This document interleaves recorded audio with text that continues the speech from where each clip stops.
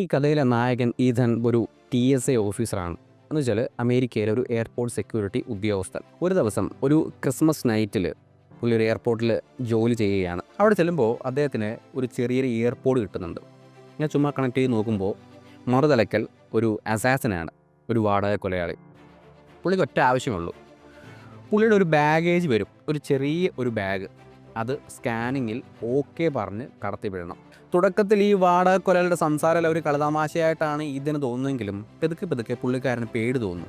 കാരണം ഈതൻ ചെയ്യുന്ന എല്ലാ കാര്യവും, ചെയ്യുന്നതും പറയുന്നതും ആയ എല്ലാ കാര്യവും എങ്ങനെയോ CCTV വഴി ഈ വാടക കൊലയാളി കാണുന്നുണ്ട്, അയാളെ നിയന്ത്രിക്കാൻ ശ്രമിക്കുന്നുമുണ്ട്. ആ വാടക കൊലയാളി പറയുന്ന ബാഗ് സ്കാനിങ്ങിൽ ഒരു കുഴപ്പവുമില്ല എന്ന രീതിയിൽ ഈതൻ കടത്തി വിടുകയാണെങ്കിൽ ഒരു വിമാനത്തിലുള്ള മുഴുവൻ പേരും മരിക്കും. ഇനി അഥവാ കടത്തി വിട്ടില്ലെങ്കിൽ ഗർഭിണിയായ തൻ്റെ ഭാര്യയും തൻ്റെ സുഹൃത്തുക്കളും ആ എയർപോർട്ടിൽ കൊല്ലപ്പെടും. മുഴുവൻ കാര്യങ്ങളും, അയാളുടെ വിരലടക്കങ്ങളും അയാളുടെ നോട്ടങ്ങൾ പോലും കൃത്യമായി ശ്രദ്ധിക്കുന്ന വില്ലനാണ് കൂടെയുള്ളത്. ഇതിനെന്ത് ചെയ്യാൻ കഴിയും? ഒരു വലിയ അറ്റാക്കിനെ എങ്ങനെ തടയാൻ കഴിയും?